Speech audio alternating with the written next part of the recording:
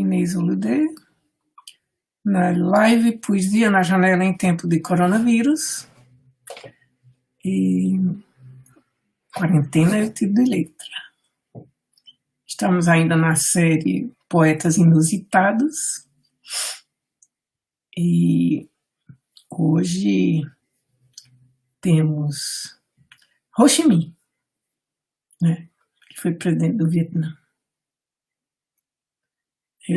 Hoje é um dia que pode ser legal, né? Porque o Celso de Mello mandou em cima dos Balzóis, né? Tomara que o Aras não possa fazer nada. E que o vídeo saia. Em todo caso, ele está enrascado, está tudo enrascado. Mas vamos a Ho Chi Minh, que é muito melhor. Então, o livro dele de poesias chama Poemas do Cárcere, né? Primeiro eu vou começar com o texto dele. Em primeiro lugar, foi o patriotismo e não o comunismo que me levaram a acreditar em Lênin. E na Terceira Internacional, aos poucos, durante a luta e enquanto estudava o marxismo-leninismo, paralelamente às minhas participações nas atividades práticas, eu me dei conta de forma gradativa de que somente o socialismo e o comunismo poderiam libertar as nações oprimidas e o povo trabalhador ao redor do mundo da escravidão. Ho Chi Minh em O Caminho que me levou ao leninismo.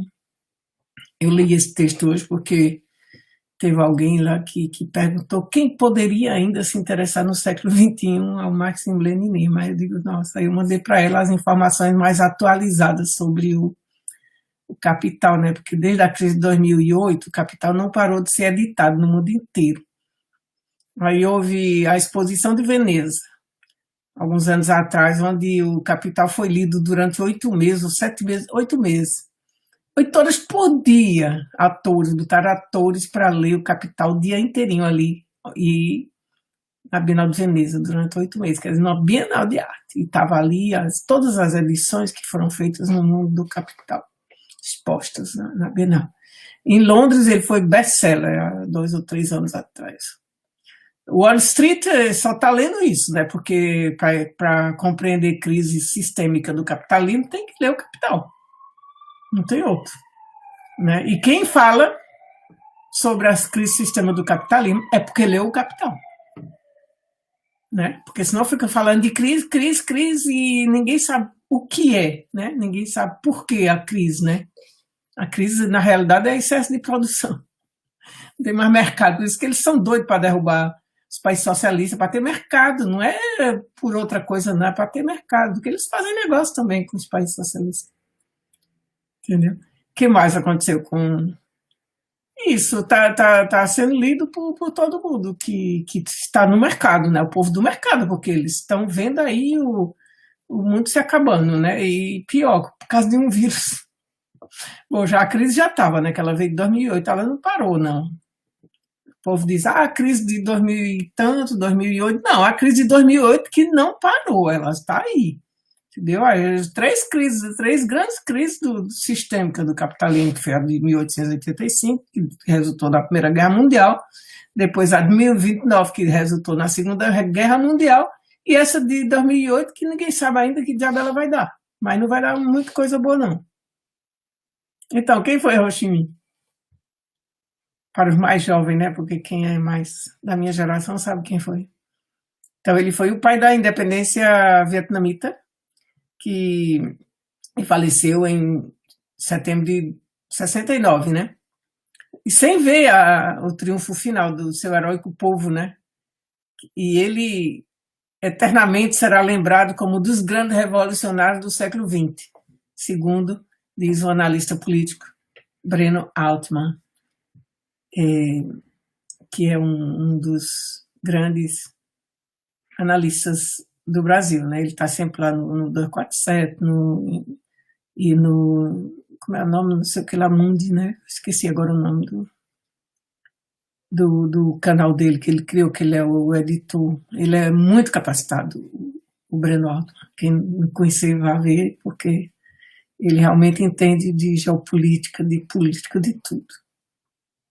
Então, quando nasceu Ho Chi Minh, em 1890, na província de, eu não sei pronunciar em vietnamita, mas é Nguyen An, né? E se chamava antes Nguyen Sinh Kun.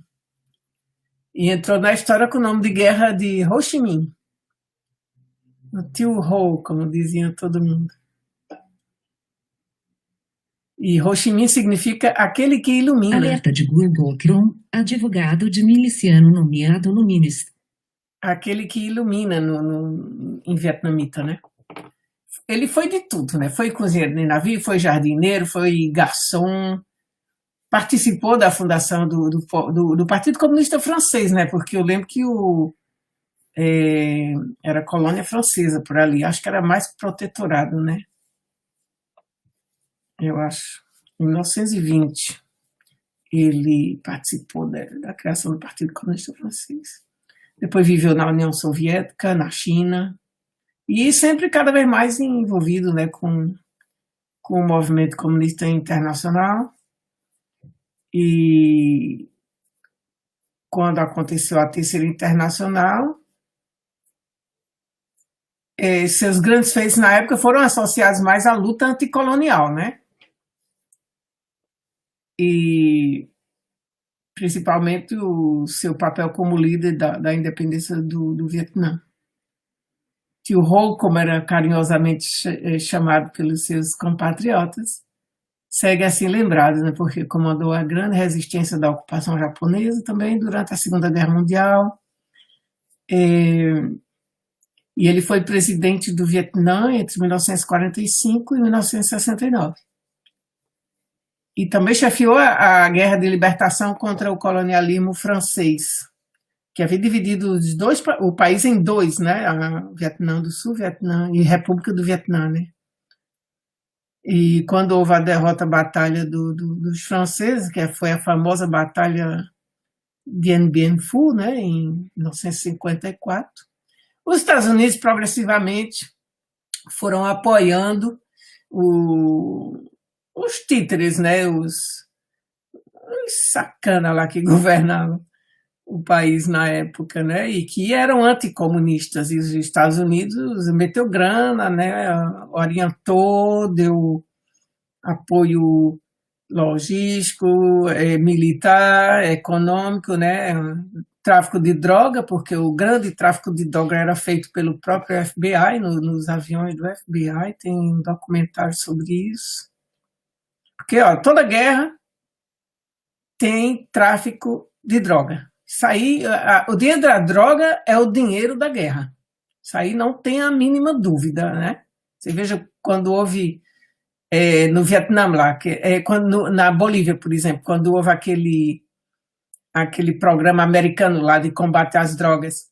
Aí depois se descobriu que o chefe do FBI era o traficante de cocaína para os Estados Unidos, toneladas que iam. E como o próprio México disse, o presidente do México, ele disse: enquanto os americanos consumirem droga, vai ter droga no terceiro mundo. Porque eles plantam nos países da gente e depois traficam, né? Lembrem do Bozó, né? Que saiu lá com um avião para testar se passava pela Espanha. Né? Aquilo é para ter dinheiro para a guerra. Na época ele estava querendo invadir a Venezuela, né? Com os Estados Unidos. Então o dinheiro da guerra é o dinheiro da droga. A extrema-direita só anda com guerra e com droga. Isso aí pode ter certeza. Vejam o Guaidó lá na Venezuela, já foi pego com os traficantes de coca lá na Colômbia, né? Os lugartenentes deles foram pegos com milhões e com tráfico de droga. É tudo safado. A direita pode ter certeza que sempre tem tráfico por trás. Não digo que não tenha também na esquerda de vez em quando, mas é muito mais quem fabrica guerra, é quem financia guerra que necessita de grandes tráficos de droga. Não é as pessoas que fumam aqui, um cigarrinho aqui, outro ali, ou que cheiram uma coca, sei lá. Tem gosto para tudo, mas grandes tráficos de droga está por trás quem faz guerra, os países que fazem guerra. veja, isso a Europa é controlada assim de A a Z, né? Tem um controle danado, mas passa toneladas de droga, ninguém sabe como. Ninguém sabe como. Claro, com cumplicidade, né? Nos portos, nos aeroportos, em tudo. Passa menos agora nos aeroportos. O Bozó se lascou com os 39 quilos de cocaína dele. Deve ter dado 1 quilo, né, para comprar lá no Brasil, e na Espanha não funcionou. Se lascou. E mais isso ali ainda tá sem a gente saber direito o que é que deu. O cara foi preso, né, e Bozó ainda tá ali, conversando merda. Bom, então, sobre a orientação de Tio Ho, começou a guerra de libertação contra os Estados Unidos, né? Que só foi anos de guerra, né? Só terminou em abril de 75, quando houve a tomada de Saigon, né? Capitão do Vietnã, a capital, que hoje em dia se chama cidade de Ho Chi Minh, né? E então, o Ho não foi só apenas fundador do Partido Comunista Francês, mas também do vietnamita, do Partido Comunista Vietnamita. Ele era a verdadeira alma da Revolução do Vietnã. E tinha qualidades pessoais, assim, muita simplicidade, segundo conta, muita integridade, determinação, né? E era amplamente admirado, não somente no seu país, mas em todo lugar onde esteve. Eu lembro que também das razões, né, porque esse povo lutou contra os Estados Unidos, que era uma grande potência, né,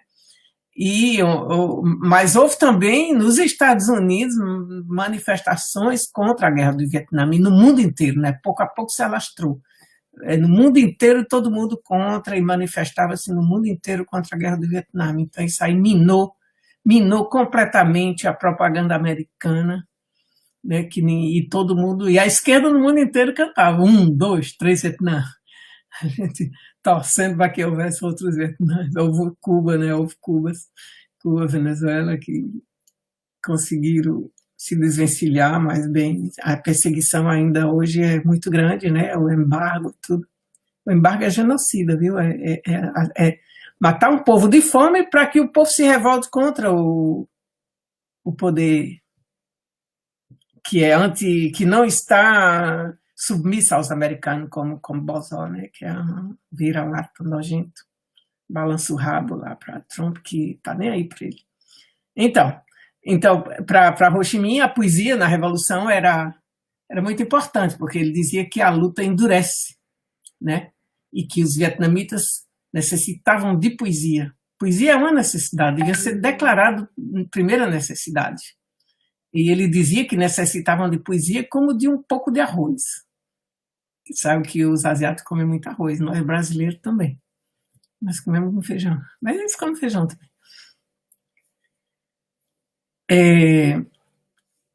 E tem esse poema, né? Aproxima-se a primavera e componho este poema para meus compatriotas do país inteiro que combatam a agressão americana e novas vitórias como flores desabrochem.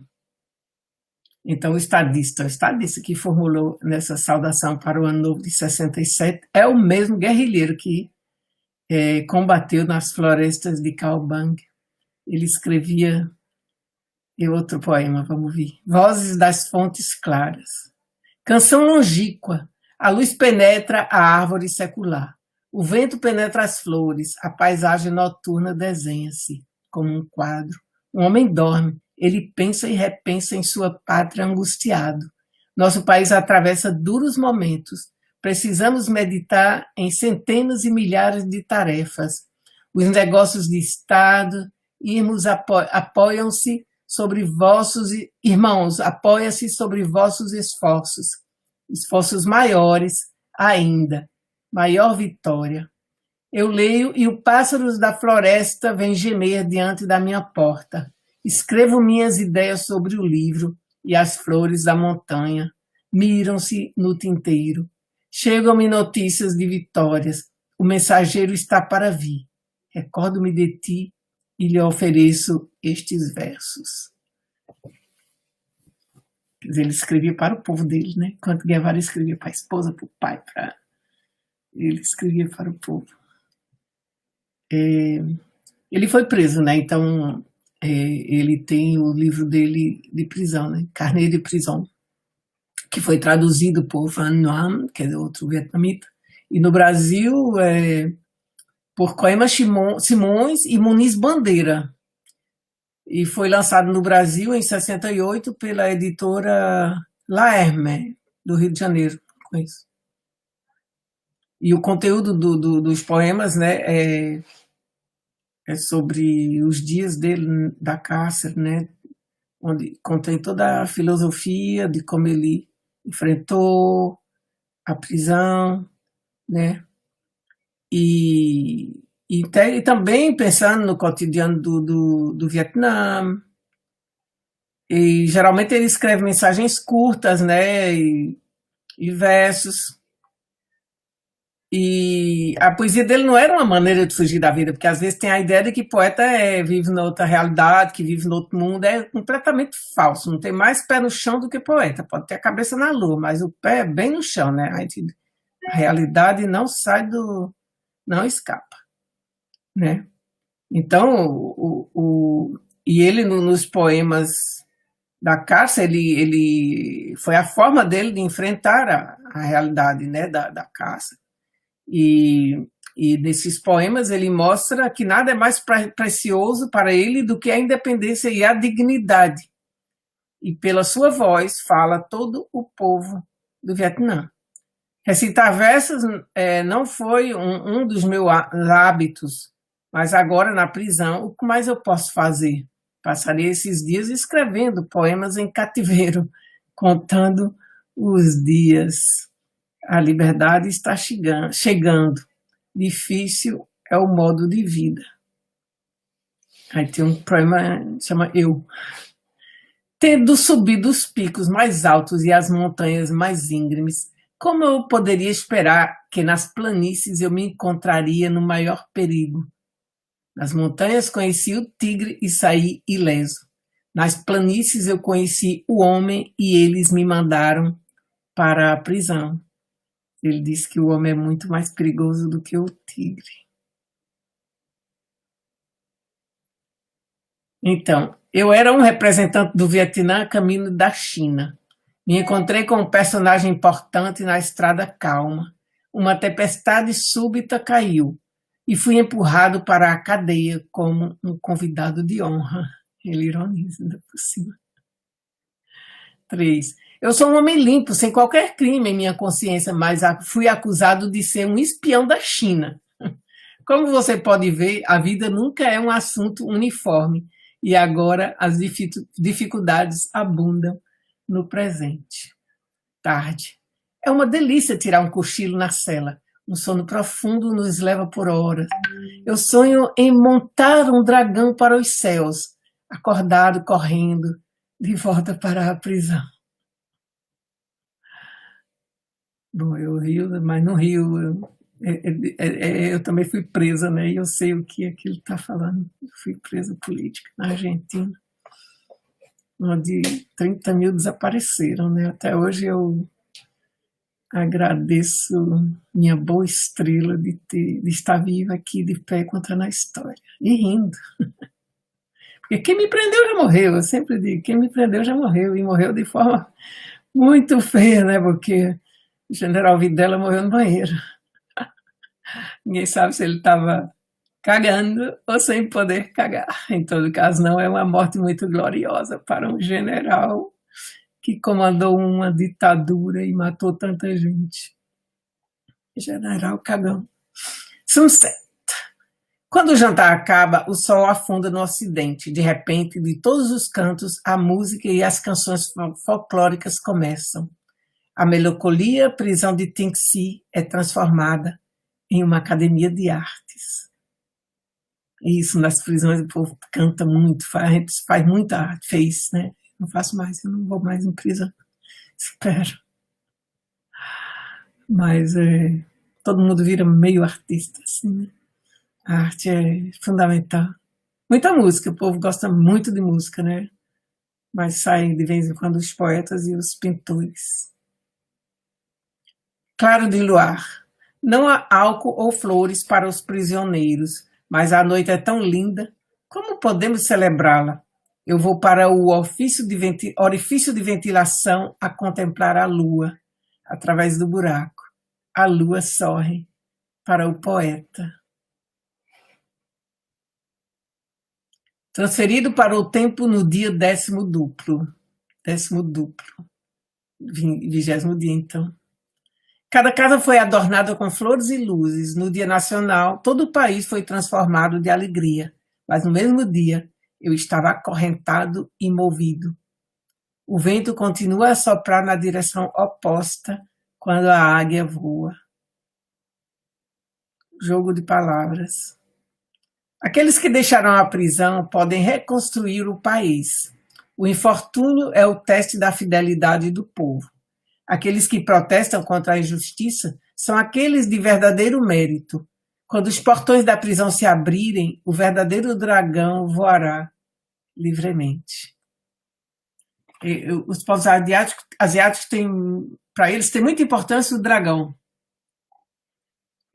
E para nós é uma figura mitológica, para eles deve ser também, mas, enfim, eles usam muito o dragão, né? No gabinete político da 4ª Zona de Resistência.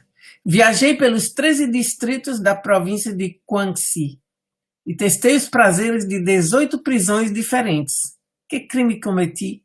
Fico me perguntando. O crime de permanecer dedicado ao meu povo. Vejam bem, né? Quando alguém se dedica ao seu povo, como ele é perseguido, né? Parece Lula, né?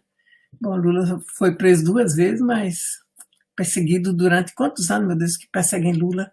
Desde 1980, eu acho que eu não vi, não houve um dia assim que eles não tentassem difamar Lula, fazer odiar Lula, né? Noite de outono. Em frente ao portão, o guarda estacionado com seu rifle.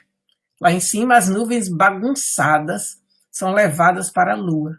Percevejos se aglomeram como tanques de guerras em manobras, enquanto mosquitos formam esquadrões atacando como aviões de guerra. Meu coração viaja 1000 quilômetros até minha terra natal. Meu sonho está entrelaçado com tristeza como um esquema de milhares de fios. Inocente, passei 1 ano na prisão usando minhas lágrimas como tinta, transformo meus pensamentos em versos. Sobre a leitura de Antologia dos 1000 Poetas. Os antigos gostavam de cantar para a beleza natural, neve e flores, lua e vento, neblina, montanhas e rios. Hoje devemos fazer poemas que incluem ferro e aço. E o poeta também deve saber como conduzir um ataque.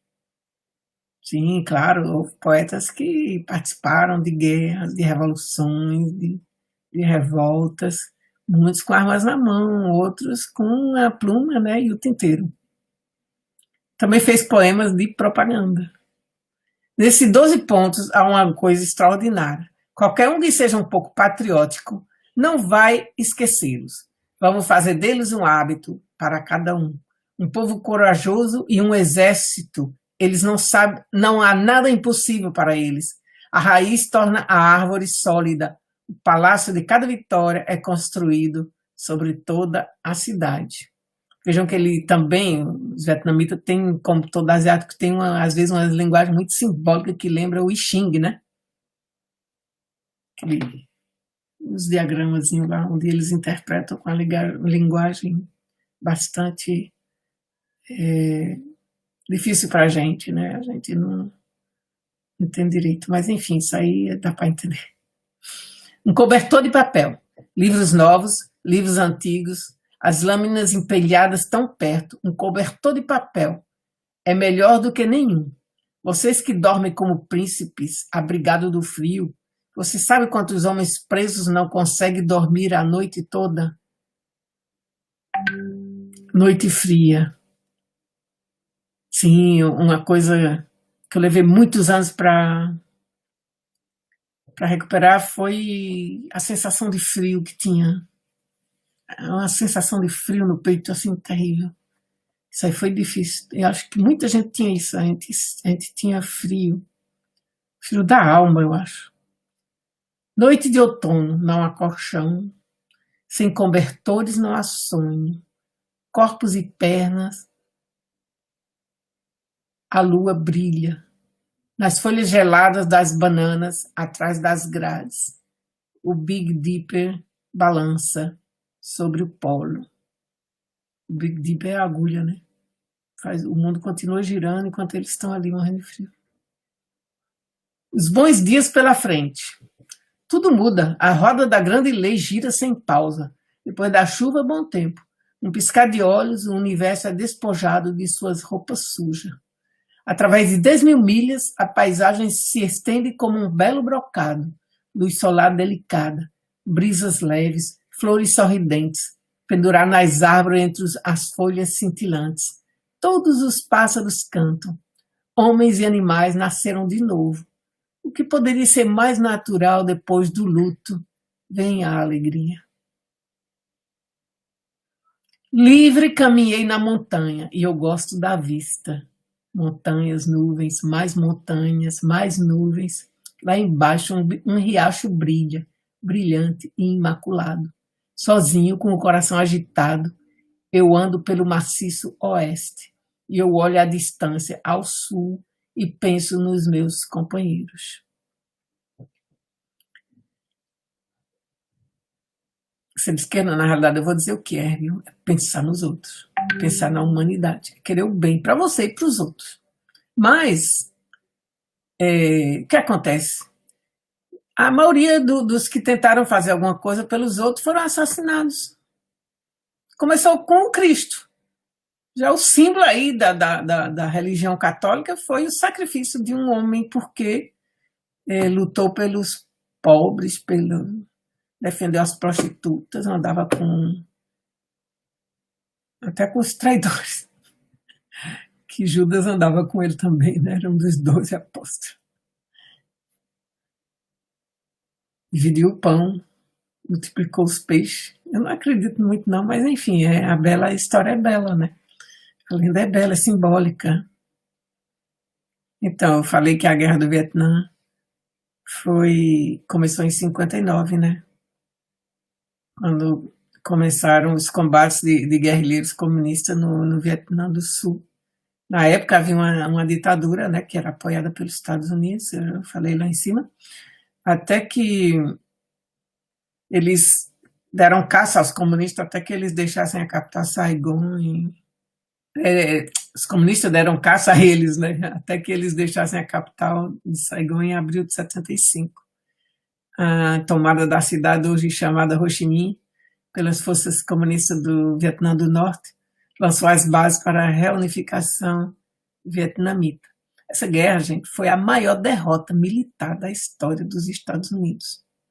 Foi um povo assim, debaixo da terra. Eles furavam um buraco debaixo da terra para combater os americanos, porque os americanos, eles apodreceram o Vietnã, eles apodreceram. Você vai ver, eu tenho aqui as cifras, eu peguei lá na BBC as cifras dessa guerra. É importante saber, porque nós estamos arriscados no Brasil a ser destruídos, né, pelos americanos. Eles estão doidos para acabar com os brasileiros. Então, foi a maior derrota dele, né? Eles se envolveram no conflito em 61, tentando impedir o avanço do comunismo, né? Porque a doença deles é o comunismo. E foi uma guerra assim que custou em vidas humanas coisa que não tem nem como calcular, né? Porque a vida humana você não pode calcular a perda, né? Também essa história marcou a história do século passado, né? Foi depois da Segunda Guerra Mundial, a Primeira Guerra, a Segunda Guerra, a Guerra, né, do Vietnã. Foi uma guerra assim que envolveu o mundo inteiro, todo mundo foi concernido por essa guerra. E essa guerra deixou o país em ruínas. O Vietnã causou milhões de mortes e deixou realmente o país em ruínas. E até hoje tem debate sobre essa guerra. Não acabou, não, porque a memória está ali. Tem 20.000 moleques que os americanos deixaram lá, né? Porque você sabe que numa guerra o estupro é arma de guerra, né? Eles entram e violam as mulheres, né? Às vezes tem mulheres que saem com eles, né? Prostitutas também, mulheres normais saem, às vezes, com soldado. Tem mulher que adora soldado, eu não sei que diabo tem essa doença, para mim é uma doença. Gostar de farda e de bota de coturno, né? O cara com a arma, assim, aterrorizante. E, nossa, eu vejo uma porra dessa e eu saio correndo. Mas 20 mil crianças, bastardos. Alguns foram embora para os Estados Unidos, né? E foram, alguns acharam a família, mas muito raro. Geralmente são órfãos, que chamam órfãos de guerra. Então, como é que foi essa guerra? Fazia parte da rivalidade da Guerra Fria. Que a Guerra Fria, né? Acabou a Segunda Guerra Mundial, começou a Guerra Fria, que era por território. Toda guerra, na realidade, tem por trás a economia. É conquista de território e é conquista como é que chama? De riquezas. Né? Que os países ricos geralmente não têm riqueza. A Europa, veja quais são os países da Europa que têm riqueza natural, né? São mineral, são os russos, do lado do leste europeu. Aí por isso que eles vivem tentando pegar o leste e derrubar a Rússia. Então, o antigo Vietnã do Sul dependia da ajuda dos Estados Unidos econômica, né? E enquanto o Vietnã do Norte recebia apoio da União Soviética e da China. China também. Então, o que é que foi engajado nessa luta? O número de soldados. 2,5 milhões de americanos serviram na guerra. E em 68 havia 536 mil. Muitos voltaram louquíssimos, porque dão muita droga, né, para os combatentes, né? Soldados, eles são alimentados com droga, né? Então eles voltaram loucos. Tem um monte ainda doido lá nos Estados Unidos que vive nos esgotos. Coitados, completamente destruídos, né? Tem um soldado americano que ele esculhamba, ele conta essa guerra, ele participou e ele conta coisas terríveis, né? E em 68 ainda havia 536 mil combatendo. Em 73, quando os Estados Unidos aceitaram o cessar-fogo, as forças do Vietnã do Sul eram cerca de 700 mil. Olha a diferença. Foi o povo que lutou. Enquanto as do Vietnã do Norte somavam cerca de 1 milhão de combatentes. Olha o número de mortes. 58 mil americanos. E ao menos 1 milhão e 100 vietnamitas. Estimativas falam que foram 3 milhões de mortos. Outros países também sofreram baixas, né? Como 4 mil soldados sul-coreanos. Essa foi uma guerra internacional, como a maioria das guerras, né? Você sabe que na Síria tinha mais de 80 países ali com os Estados Unidos. Os Estados Unidos vai, mas vem com eles um monte de países, porque eles querem compartilhar o bolo depois, né? Mas cada vez mais os Estados Unidos está comendo mosca, né? Porque na Síria se lascou também, né? No Afeganistão se lascou. Mas ele destrói, né? Quando ele é mais perigoso ainda quando perde, porque ele destrói tudo. Terra arrasada, né? Então houve milhares de soldados da Coreia do Sul, da Tailândia, da Austrália, das Filipinas, da Nova Zelândia, né? A China também enviou um número substancial de soldados, né, para ajudar ao Vietnã, cerca de 170 mil. E também para ajudar a reparar os danos causados pelos bombardeios americanos, né? E ajudar na defesa aérea, que os chineses são bons nisso.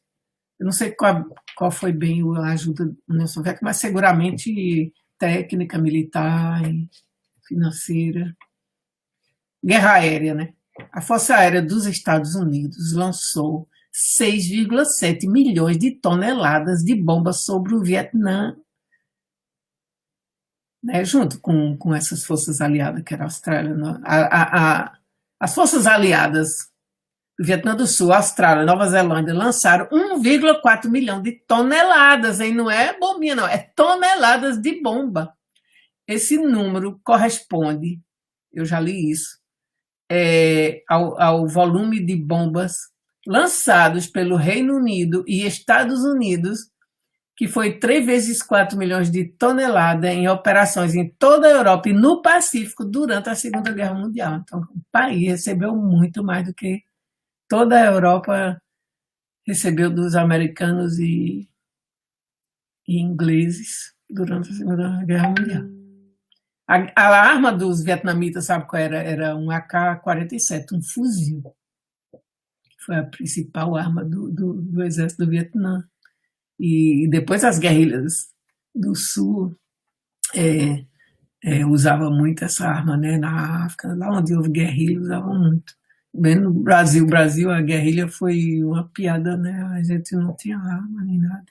Eu não fui guerrilheiro, eu era do movimento estudantil, mas eu digo, nossa, o movimento brasileiro não tinha, a gente da esquerda não tinha arma, quase, né? Tinha muito pouca coisa, era tudo revólver velho, pistola, era mais bomba caseira, molotov, para incomodar. Agora, as armas americanas, na realidade, acho que foi a primeira guerra americana em solo tropical, talvez. Não, eles já tinham um estado assim, mas não em grandes guerras, né? Porque as armas deles não funcionavam direito lá, não, com a umidade, né, do Vietnã, que é tropical. Então, o legado dessa guerra, né? O Vietnã pediu reparação às vítimas do agente laranja, né? Que vocês sabem que eles jogaram muito substância química e napalm. Quem não lembra daquela menininha de 4 anos correndo pela estrada nuazinha, assim, toda queimada? Aquela imagem foi a imagem mais terrível do Vietnã, que circulou no mundo inteiro. Até hoje ela provoca emoções. E o que é que eles fizeram, os americanos? Destruir as plantações. Jogavam esse substância química, o agente laranja, para destruir as plantações agrícolas, né, que é um povo muito agrícola, né, os asiáticos geralmente, e desfolhar as florestas, porque os guerrilheiros usavam como esconderijo, então eles desnudavam as árvores com produtos químicos, né, e isso, claro, afetava a população toda. Até hoje nasce criança deformada lá, né. Isso causou muito dano, muita malformação e contaminação, com efeitos que duram até hoje. Mas os Estados Unidos nunca quis fazer reparação, indenizar a população civil, né? Porque quem mais sofre é a população civil. Depois da guerra terminada, né? O que é que aconteceu? Vocês lembram do Boat People, né? Navios. 1 milhão de vietnamitas saiu em navios, né? Muitos foram para os Estados Unidos em barcos. Entre 75 e 89 era o tempo todo os boat peoples.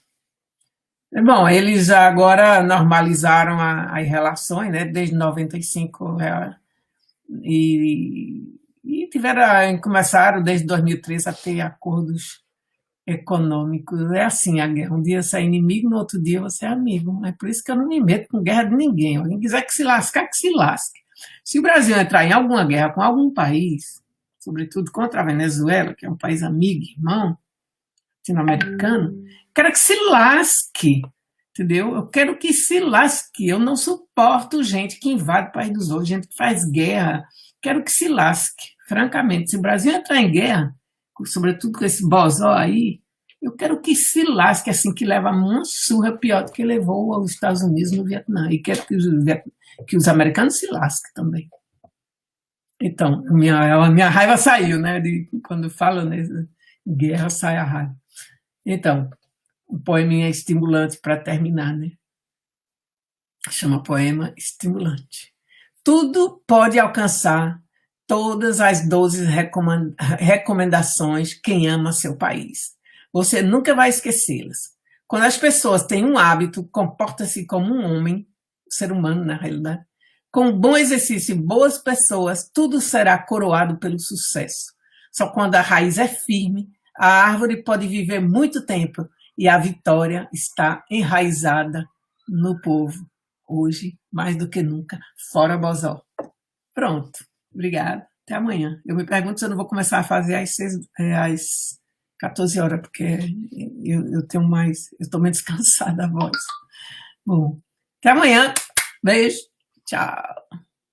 Obrigada.